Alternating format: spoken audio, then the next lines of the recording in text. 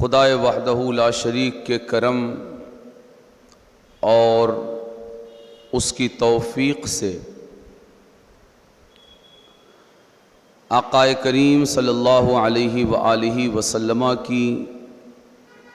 سیرت طیبہ کے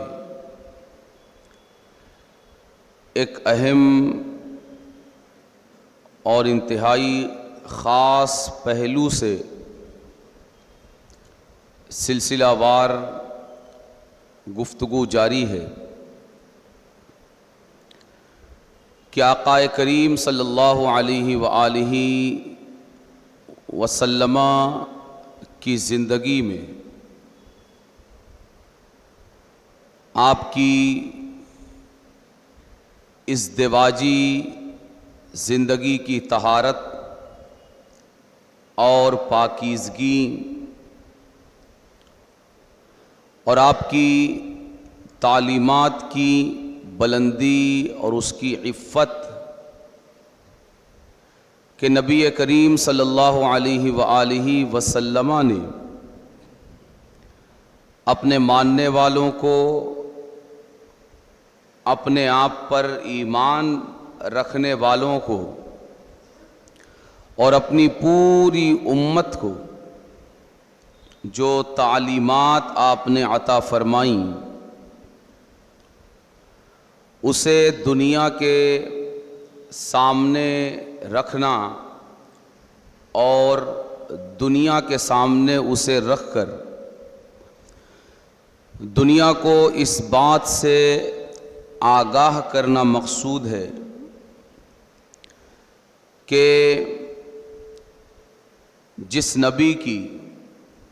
تعلیمات اپنی امت کے لیے اس قدر اعلیٰ، اس قدر بلند و بالا، اس قدر طیب و طاہر و پاکیزہ ہو، خود اس نبی کی سیرت کتنی پاکیزہ، اس کا کردار کتنا صاف ستھرا اور اس کے اخلاق کتنے اعلیٰ ہوں گے۔ چہ جائے کہ اس کی سیرت پر کسی طرح کا سوالیہ نشان لگانے کی کوشش کی جائے یا کسی طرح کا کوئی نقطہ رکھنے کا ارادہ کیا جائے۔ اسی سلسلے میں کئی ہفتوں سے سلسلہ وار گفتگو جاری ہے اور آقا کریم صلی اللہ علیہ وآلہ وسلم کی تعلیمات کو تسلسل کے ساتھ ہم دنیا کے سامنے رکھ رہے ہیں اور پیش کر رہے ہیں۔ آج بھی اسی ضمن میں اور اسی گفتگو کو آگے بڑھاتے ہوئے آقا کریم صلی اللہ علیہ وآلہ وسلم کی انسانی کردار، انسانی اخلاق اور انسانی سیرت کی تعمیر میں اور اس کے حوالے سے جو تعلیمات ہیں انہی تعلیمات کے بیان کو آگے بڑھاتے ہوئے کہ آقا کریم صلی اللہ علیہ وآلہ وسلم نے جہاں مردوں اور عورتوں کو نگاہیں جھکا کر زندگی گزارنے کی تعلیم عطا فرمائی اور اسی طرح عورتوں کو اپنا زیب و زینت اسے چھپا کر رکھنے اور غیر مردوں کے سامنے ظاہر نہ کرنے کی تعلیم عطا فرمائی، اسی طرح آقا کریم کی انتہائی اچھوتی، انمول اور ساری دنیا میں بے مثال تعلیمات کا حصہ یہ بھی ہے کہ اللہ تبارک و تعالی نے قرآن کریم میں ارشاد فرمایا، یا ایہا الذین آمنوا لا تدخلوا بیوتا غیر بیوتکم حتی تستأنسوا وتسلموا علی اہلها، یعنی انسان اگر انصاف کی نگاہ سے دیکھے اور اس کے دل میں کسی طرح کی کوئی گندگی اور پیشگی، کوئی کثافت اگر اسلام کے تعلق سے موجود نہ ہو تو یقیناً وہ اسلام کی اس خوبی کا اعتراف کیے بغیر نہیں رہ سکتا کہ کیسی انمول اور انوکھی تعلیمات ہیں کہ انسان اگر اس پر عمل کر لے تو معاشرے کا معاشرہ اور آبادی کی آبادی، عفت و پاک دامنی اور اپنی سیرت اور کردار کی بلندی کا نمونہ اور مثال ساری دنیا کے لیے بن سکتے ہیں۔ اللہ تبارک و تعالی نے یہ جو تعلیمات عطا فرمائی، میں بار بار اس امر پر زور دے رہا ہوں تاکہ آپ کے ذہنوں میں یہ چیز راسخ ہو جائے کہ قرآن کی اور اسلام کی جو تعلیمات ہیں یہ کسی ایک زمانے کے ساتھ خاص نہیں ہیں۔ زمانے گزرتے جائیں گے مگر صبح و شام کا یہ سفر اسلام کی ان تعلیمات کو بوسیدہ، پرانا اور قدیم نہیں کر پائے گا۔ یہ جس طرح اپنے نزول کے زمانے میں تر و تازہ، بامعنی اور مؤثر اور پر اثر تھے، اسی طرح رہتی دنیا تک تا قیامت ان کا اثر اسی طرح تر و تازہ اور ان کی خوبی اسی طرح مکمل اور باقی رہے گی۔ آپ تعلیمات کی باریکیاں دیکھیے، یہ الگ بات ہے کہ آج خود مسلمان کو اسلام کی ان تعلیمات کا پتہ اور اس کا علم نہیں ہے، اور خود مسلم معاشرے میں یہ تعلیمات اس طرح اجنبی ہو چکی ہیں کہ آقا کریم صلی اللہ علیہ وآلہ وسلم نے جو ارشاد فرمایا تھا، بدل اسلام غریبا وسیعود غریبا کما بدأ، کہ اسلام اجنبی ہونے کی حالت میں ظہور میں آیا کہ جب یہ دنیا میں آیا تو کوئی اسے پہچاننے والا نہیں تھا، اور ایک وقت آئے گا کہ پھر سے یہ اپنوں کے درمیان اجنبی ہو جائے گا، کہ حقیقی اسلام کی تعلیمات سن کر سمجھ کر لوگ کہیں گے کہ تم یہ کون سا اسلام پیش کر رہے ہو، یہ کون سا اسلام بیان کر رہے ہو؟ ہم نے تو ہزاروں پگڑیوں والوں کے درمیان اور بے شمار اصحاب جبہ و دستار کے درمیان زندگی گزار کر اور ان کی جوتیاں سیدھی کرتے ہوئے زندگی گزاری، مگر کبھی ہم نے اس اسلام کو نہیں سنا۔ تم آج کون سا اسلام بیان کر رہے ہو؟ تو اسلام اس طرح اجنبی ہو جائے گا اور اسلام کی سچی تصویر اس طرح نامانوس ہو جائے گی۔ قرآن ارشاد فرماتا ہے، یا ایھا الذین آمنوا لا تدخلوا بیوتا غیر بیوتکم حتی تستأنسوا وتسلموا علی اہلہا، کہ اے ایمان والوں، کسی کے گھر میں اس وقت تک داخل نہ ہونا جب تک تم ان سے سلام نہ کر لو اور ان سے اجازت طلب نہ کر لو۔ سلام کرنا اور اجازت طلب کرنا یہ کسی کے گھر میں داخل ہونے کے لیے لازمی قرار دیا گیا۔ کیوں؟ اس لیے کہ ظاہر ہے انسان اپنے گھر میں جس طرح اپنے گھر کی چار دیواری میں اس کے کپڑوں کی کیفیت، اس کے اٹھنے بیٹھنے، سونے جاگنے، لیٹنے کی جو کیفیت ہوتی ہے، وہ اس حالت میں اچانک اگر کوئی آ جائے تو اس کا سامنا کرنے کی حالت میں نہیں ہوتا ہے۔ آپ اسلام کی باریکی دیکھیے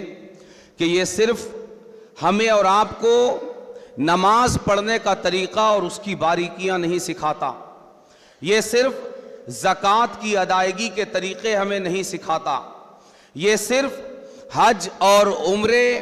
کے ارکان اور مناسک کی ہمیں تعلیم نہیں دیتا،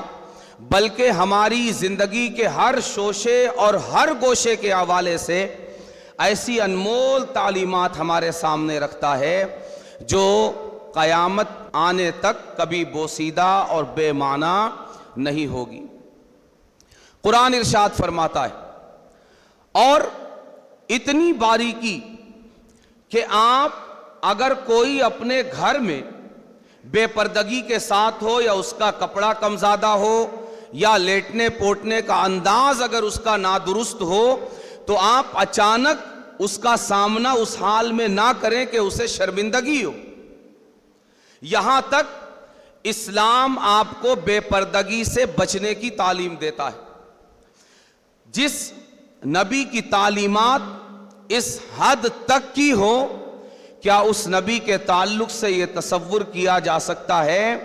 کہ وہ نبی کسی طرح کی معاذ اللہ رب العالمین شہوت پرستی کی دعوت دینے والا یا خود اس میں ملوث ہو؟ یا ایھا الذین آمنوا، اے ایمان والو، کسی کے گھر میں اس وقت تک داخل مت ہونا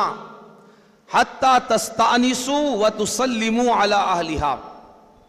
جب تک ان پر سلام نہ کر لو اور ان سے اجازت طلب نہ کر لو۔ اب اس میں بہت ساری تفسیری باریکیاں ہیں، مگر آپ کو پتہ ہے کہ اس مختصر سے نصف گھنٹے کے وقت میں بہت زیادہ تفصیلی گفتگو نہیں ہو سکتی۔ بہت ساری تفصیلات کو ہم مسلسل چھوڑ کر گزر رہے ہیں تاکہ ایک سرسری خاکہ آپ کے ذہن میں اسلامی تعلیمات کا سر دست آ جائے۔ اللہ نے کبھی توفیق دی کہ تفصیل سے اس پر گفتگو کی جائے تو انشاءاللہ کی جائے گی، لیکن یہ سرسری اور اجمالی خاکہ آپ کے ذہن میں ہونا چاہیے کہ کسی کے گھر میں یہ اسلام کا بنیادی حکم ہے، بنیادی معاشرتی حکم، کہ جب تک سلام نہ کر لو اور اجازت نہ لے لو اس وقت تک کسی کے گھر میں داخل نہیں ہونا۔ اور دوسرے مقام پر ارشاد فرمایا کہ اگر تمہیں کہا جائے کہ تم لوٹ جاؤ، آپ اسلام کی خوبی دیکھیے، آج ہم نے ان تعلیمات کو کس طرح الٹ کر رکھ دیا۔ اگر ہم آج کسی کے دروازے پر جائیں، کسی مسلمان کے گھر پر، اور اگر وہ رپلائی نہ کرے تو ہم شکایت کرتے ہیں کہ اس نے جواب نہیں دیا، اس نے بلایا نہیں، اور اس نے گھر میں آنے کی اجازت نہیں دی۔ اسلام کی تعلیمات کو ہم نے کس طرح زمین کو آسمان اور آسمان کو زمین کر دیا۔ قرآن آگے ارشاد فرماتا ہے کہ تم دروازے پر گئے، تم نے سلام کیا، تم نے اجازت چاہی، لیکن تم سے کہا گیا، قرآن کہتا ہے وَإِن قِيلَ لَكُمُ ارْجِعُوا فَارْجِعُوا هُوَ أَزْكَىٰ لَكُمْ، کہ اگر گھر والوں سے تم نے سلام کیا اور اجازت چاہی اور گھر والوں نے تم سے کہا کہ واپس چلے جاؤ، واپس چلے جاؤ، فَارْجِعُوا، تو واپس چلے جاؤ، تمہیں وہاں شکایت کی کوئی گنجائش نہیں ہے کہ تم شکایت کرو کہ انہوں نے آنے کی اجازت نہیں دی، اس لیے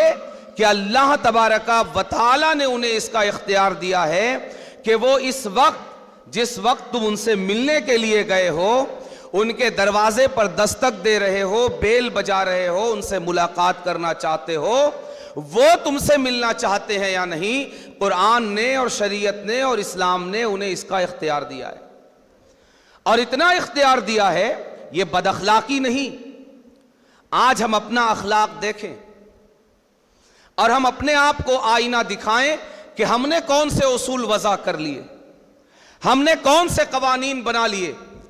ہم نے کون سے اخلاق بنا لیے کہ اسلام گھر والوں کو اجازت دیتا ہے کہ اگر کوئی تم سے ملنے آئے اور تم نہیں ملنا چاہتے تو تم صاف لفظوں میں انکار کر سکتے ہو اور کہہ سکتے ہو کہ بھائی ابھی ملاقات نہیں ہو سکتی، آپ لوٹ جاؤ۔ وَإِنْ قِيلَ لَكُمُ ارْجِعُوا، اب رب جو اخلاق بیان فرما دے اس سے بلند اخلاق کیا ہو سکتے ہیں؟ کوئی اخلاق ہو سکتے ہیں؟ لیکن یہ ہماری اخلاقی بیماری ہے کہ ہم نے قرآن کے اخلاق کے مقابلے میں اپنے اخلاق بنا لیے کہ نہیں، کوئی دروازے پر آیا ہے تو اسے اندر آنے کی اجازت ہونی ہی چاہیے۔ نہیں، نہ جانے گھر والا کس حال میں ہے، کس کیفیت میں ہے، کس لباس میں ہے، کس مجبوری میں ہے، کس ضرورت میں ہے۔ اگر وہ آپ سے ملنا چاہتا ہے تو حبذا مرحبا، اور اگر نہیں ملنا چاہتا اور وہ آپ سے کہتا ہے کہ آپ پلیز اس وقت لوٹ جائیے، تو آپ اپنے دل میں ملال لائے بغیر فوراً لوٹ جائیے۔ آقا کریم صلی اللہ علیہ وآلہ وسلم اس کی تفسیر کرتے ہوئے ارشاد فرماتے ہیں، اذا استأذن احدکم ثلاثا فلم یؤذن لہ فلینصرف، کہ اگر تم میں سے کوئی کسی کے گھر پر جائے اور 3 مرتبہ اجازت مانگے، کہے السلام علیکم ادخل، سلام کرے اور کہے کیا میں اندر آ سکتا ہوں، کیا میں اندر آ سکتا ہوں، کیا میں اندر آ سکتا ہوں، 3 مرتبہ اگر اجازت مانگے، فلم یؤذن لہ، گھر والے اگر اسے اندر آنے کی اجازت نہ دے، فلینصرف، تو اسے چاہیے کہ وہ لوٹ جائے، زبردستی نہ کرے، اپنا دل گندا نہ کرے، اپنی خاطر کو ملول نہ کرے، بلکہ خوشی خوشی واپس لوٹ جائے۔ اور قرآن آگے جو کلمہ استعمال فرما رہا ہے آپ اس پر غور کیجئے۔ آگے قرآن ارشاد فرماتا ہے ہوا ازکا لکم، کہ تمہارا لوٹ جانا ہی تمہارے زیادہ پاکیزہ ہونے کی علامت ہے، تمہارا لوٹ جانا ہی تمہارے زیادہ پاکیزہ ہونے کی علامت ہے۔ اب صرف اسلام نے یہ تعلیم نہیں دی، میں ساری دنیا کے انسانوں کو، ہر مذہب سے تعلق رکھنے والوں کو میں یہ دعوت دینا چاہتا ہوں کہ وہ آئیں اور کھلی آنکھ سے اسلام کی ان تعلیمات کا مطالعہ کریں کہ کس طرح اسلام نے یہ تعلیم بھی دی اور اس کے ماننے والوں نے کس طرح اس پر عمل بھی کیا۔ آج کے مسلمان اگر بگڑ گئے تو مسلمان معیار نہیں ہے، اسلام کو جاننے کی بنیاد اور اصول اور معیار اس کا قرآن اور اس کی حدیث ہے۔ مسلمان کا کردار خراب ہو سکتا ہے، مسلمان بد اخلاق ہو سکتا ہے، مسلمان بے سیرت بد کردار ہو سکتا ہے، مگر میں دنیا کو یہ کہنا چاہتا ہوں کہ اگر تمہیں اسلام کی سچی تعلیمات دیکھنا ہے تو تمہیں قرآن کا مطالعہ کرنا ہوگا، احادیث نبویہ کا مطالعہ کرنا ہوگا۔ صحابہ اکرام، اگر تمہیں زندگی دیکھنا ہے تو ان مسلمانوں کی زندگی دیکھنا ہوگا جو پیغمبر اسلام کے گردا گرد جھرمٹ بنا کر اور حالہ بنا کر اس خورشید رسالت کے گردا گرد بیٹھے ہوئے ہیں۔ صحابہ کی زندگی کو دیکھنا ہوگا، اہل بیت کی زندگی کو دیکھنا ہوگا۔ اس آیت کریمہ کی تفسیر ہمیں بتاتی ہے کہ جب صحابہ نے اس آیت کریمہ کو سنا کہ اللہ ارشاد فرماتا ہے وَإِنْ قِيلَ لَكُمُ ارْجِعُوا فَارْجِعُوا هُوَ أَزْكَى لَكُمْ، کہ اگر تم کسی کے دروازے پر جا کر اجازت چاہو اور تمہیں اجازت نہ ملے تو تم لوٹ جاؤ، اور تمہارا لوٹ جانا ہی تمہارے لیے زیادہ پاکیزگی کی علامت ہے۔ صحابہ کا ذہن دیکھیے اور اپنے ذہنوں پر ماتم کیجئے، اپنے اخلاق پر لاحول پڑھیے اور اپنے آپ پر روئیے کہ صحابہ کی زندگی اور ہماری زندگی میں کتنا بڑا فرق ہے۔ صحابہ نے جب سنا تو ان کو گویا کہ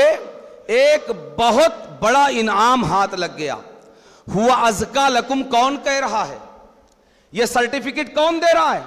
کہ اگر اجازت نہ ملے اور تم لوٹ جاؤ تو تم زیادہ پاکیزہ ہو؟ یہ سرٹیفکیٹ کون دے رہا ہے؟ اللہ دے رہا ہے. ان کا دماغ یہاں کام کرتا تھا, ہمارا دماغ خرافات میں کام کرتا ہے. انہوں نے جب یہ دیکھا کہ اللہ یہ سرٹیفکیٹ دے رہا ہے کہ اگر گھر والے اجازت نہ دے اور تم لوٹ گئے تو تم زیادہ پاکیزگی والے ہو. صحابہ اکرام کی زندگی ہمیں بتاتی ہے کہ وہ ایسے گھروں کو ڈھونڈا کرتے تھے جہاں وہ 3 بار جا کر دستک دیں اور انہیں کوئی جواب نہ ملے اور وہ لوٹ جائیں, تاکہ قرآن سے اور رب کی بارگاہ سے انہیں پاکیزگی کا تمغہ اور سرٹیفکیٹ مل جائے. یہ اسلام ہے اور یہ مسلمان تھے دوستوں. حضرت امام شافعی رضی اللہ تعالی عنہ ارشاد فرماتے ہیں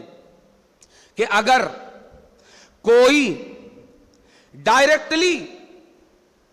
اندر گھس کر نہ آ جائے بلکہ بغیر اجازت کے اگر گھر کے اندر دیکھ لے, بلکہ اس سے پہلے سرکار ارشاد فرماتے ہیں, آقا کریم صلی اللہ علیہ وآلہ وسلم اپنے کاشانہ اقدس میں تشریف فرما تھے اور آپ کے ہاتھ میں سرمے دانی کی سلائی یا اس طرح کی کوئی چیز تھی یا کنگھا شریف تھا. آپ اس سے بالوں میں کنگھی فرما رہے تھے. اچانک نظر پڑی کہ کوئی گھر کے اندر جھانک رہا ہے. آپ نے ارشاد فرمایا کہ اگر میں چاہتا تو تمہاری آنکھ کو اس کے ذریعے پھوڑ دیتا. حضرت امام شافعی فرماتے ہیں کہ اگر کوئی بغیر اجازت گھر میں اگر جھانکے اور گھر والا اس کی آنکھ پھوڑ دے تو شریعت میں اس کی آنکھ پھوڑنے پر اس سے کوئی مواخذہ اور بدلہ نہیں ہے. یہ اسلام کی معاشرت ہے, یہ اسلام کی تہذیب ہے, اور اسلام میں پردے کی اتنی اہمیت ہے. آگے ہمیں اسلام تعلیم دیتا ہے کہ اجازت لینا ہے, جب کسی کے دروازے پر جانا ہے تو آپ کو کہاں کھڑے ہونا ہے؟ آپ کہاں کھڑے ہوں گے؟ جب آپ کسی کے گھر جائیں اور اس کے گھر پر دستک دیں, اجازت لینا چاہیں تو دروازے کے بالکل سامنے کھڑے نہ ہوں, دروازے کے بالکل سامنے کھڑے نہ ہوں, بلکہ اسلام کہتا ہے کہ یا تو دروازے کے داہنی طرف کھڑے ہوں یا بائیں طرف کھڑے ہوں, تاکہ جب دروازہ کھلے اور کوئی دروازے پر آئے, اگر کوئی مرد گھر میں نہ ہو, بائی دی وے اگر کوئی لیڈی آئے تو بے پردگی نہ ہو, یا دروازہ کھلے اور گھر کا کوئی منظر اگر سامنے ہو تو وہ منظر ڈائریکٹلی آنے والے کی نگاہوں کے سامنے نہ ہو. آج ہمارا رویہ کیا ہے؟ مسلمان کا انداز کیا ہے؟ مسلمان تو چاہتا ہے کہ بند کمرے میں اندر کیا چل رہا ہے ہم اسے کس قدر بے پردگی کے ساتھ دیکھ لیں, کہ کوئی اپنے گھر کی 4 دیواری میں بھی محفوظ نہ رہے. ہم توہ میں پڑے ہوئے ہیں, ہم پیچھا کرنے میں لگے ہوئے ہیں. مگر دوستوں, اسلام کی تعلیم یہ ہے, اجازت لینا ہے 3 مرتبہ, اجازت مل جائے ٹھیک, اگر اجازت نہ ملے, گھر والا آواز دے کہ بھائی لوٹ جاؤ اس وقت ملاقات نہیں ہو سکتی, یا کوئی جواب نہ دے, تو آپ لوٹ جائیے اور اس پر اللہ کی طرف سے آپ کو پاکیزگی کا تمغہ اور سند ملے گی. اور آپ جب اجازت لے رہے ہوں, بیل بجا رہے ہوں یا دروازہ نوک کر رہے ہوں, تو آپ لیفٹ یا رائٹ کھڑے ہوں, تاکہ اتنی بے پردگی بھی نہ ہو. کس قدر اسلام نے پردے کا اہتمام کیا ہے, آپ اندازہ لگائیے. آج اگر ہم اس پردے کا اہتمام کرنے لگیں, اس پردے کو اگر ہم اپنے معاشرے میں جگہ دیں, اس کی گنجائش بنائیں, یہ پردہ نہیں, یہ اسلام ہے, یہ اسلام ہے. آج کون اجنبی ہے ہمارے معاشرے میں؟ اسلام اجنبی ہے۔ آج اگر پردے کا یہ حکم ہمارے معاشرے میں نہیں ہے تو اسلام ہمارے معاشرے میں نہیں ہے، اسلام ہمارے معاشرے سے اجنبی ہے، اسلام ہمارے معاشرے سے نامانوس ہے۔ اس لیے دوستوں آج ضرورت اس بات کی ہے کہ یقیناً ہم اپنی بدکرداری کا حوالہ دے کر، اپنی بدکرداری کو جواز کی صورت دے کر ہم غیروں کو یہ دعوت تو دے سکتے ہیں کہ بھائی پلیز آپ ہمیں مت دیکھیے، آپ ہماری جہالت کو مت دیکھیے، آپ ہماری بدکرداری کو مت دیکھیے، آپ ہماری بدعملی کو مت دیکھیے، آپ ہماری اسلام سے دوری کو مت دیکھیے، آپ قرآن کا مطالعہ کیجئے، آپ حدیث پاک کو دیکھیے۔ مگر خدا کے لیے مسلمانوں مجھے یہ بتاؤ، تم تو مسلمان ہو، کیا تم نے اسلام کا مطالعہ کیا ہے؟ کیا تم نے قرآن کا مطالعہ کیا ہے؟ کیا تم نے حدیث کا مطالعہ کیا ہے؟ اگر تم مسلمان ہو کر تمہارے پاس اتنی فرصت اور اتنا موقع نہیں کہ تم قرآن کا اور حدیث کا مطالعہ کر سکو، غیر کو کس منہ سے ہم دعوت دیں گے کہ وہ ہمیں نہ دیکھے قرآن کا مطالعہ کرے؟ اس لیے اس موقع پر اگر چلو بھر پانی میں ہمارے لیے ڈوب مرنے کا موقع نہیں ہے تو کم از کم یہ موقع ضرور ہے کہ ہم اتنی حیا اور اتنی شرم ضرور پیدا کریں کہ اگر ہماری بدکرداری کی وجہ سے مکین گنبد خضرا کی طرف انگلیاں اٹھانے کی کوشش کی جاتی ہیں، اس لیے کہ اس کو یاد رکھنا آپ بھی اور ساری دنیا بھی کہ مکین گنبد خضرا کی زندگی اتنی پاکیزہ، اتنی طیب، اتنی طاہر، اتنی اعلیٰ، اتنی پاکیزہ اور صاف ستھری ہے کہ کوئی انگلی اس طرف اٹھائی جا ہی نہیں سکتی۔ اگر اٹھائی جا رہی ہے یہ ہماری بدکرداری کا نتیجہ ہے۔ اس لیے دوستوں اگر ہمارے اندر کچھ کرنے کی ہمت ہے رسول اللہ کے لیے، نعرے میں نے کہا تھا ہجڑے بھی لگا لیا کرتے ہیں، ہاتھ میں چوڑیاں پہن کر بھی نعرے لگائے جا سکتے ہیں، جھنڈے اٹھائے جا سکتے ہیں، لیکن اگر مردانگی کا ثبوت دینا ہے اور آقا کریم کی امت ہو کر دنیا کو آقا کریم کی سیرت کی پاکیزگی کی طرف بلانا ہے اور آقا کریم کی سیرت کا آئینہ دار بن کر دنیا کو آقا کریم کے اخلاق کی بلندی دکھانا ہے تو معاشرے سے اس شیطنت کو دور کرنا ہوگا، اس ابلیسی حکم کو دور کرنا ہوگا، ان ابلیسی تعلیمات کو نکال کر پھینکنا ہوگا اور اسلام کی اجنبیت کو ختم کر کے اسلامی احکام کو سینے سے لگانا ہوگا۔ ہر گھر میں اسلامی معاشرے کے ہر دروازے پر پاکیزگی کے یہ اصول، سیرت کی یہ بلندی اور اخلاق کی اس طہارت کا بول بالا کرنا ہوگا، تب جا کر ہم دنیا کو یہ بتا سکیں گے کہ جس نبی کی تعلیمات یہ ہیں اس نبی کا اپنا کردار کتنا اعلیٰ ہوگا۔ جو نبی اپنی امت کے ہر فرد کو اس طرح اخلاق کی بلندیوں کے مقام پر دیکھنا چاہتا ہے، اخلاق کی طہارت کے مقام پر دیکھنا چاہتا ہے، کردار کی پاکیزگی کے مقام پر دیکھنا چاہتا ہے، سیرت کی طہارت کے مقام پر دیکھنا چاہتا ہے، اس کا اخلاق، اس کی سیرت اور اس کا کردار کس قدر بلند ہوگا۔ دوستوں آئیں ہم عہد کریں کہ ہم نعروں سے زیادہ، باتوں سے زیادہ، دعووں سے زیادہ رسول اللہ کے اخلاق اور رسول اللہ کی تعلیمات کو اپنے وجود اور اپنی سیرت اور اپنے اخلاق میں جگہ دیں گے۔ اللہ تبارک و تعالی ان تعلیمات کو ہمیں بھی اپنانے اور ہمیں اپنا کر اپنے اسلامی معاشرے کو دنیا کے سامنے پیش کرنے اور رکھنے کی توفیق عطا فرمائے۔ وما علینا الا البلاغ۔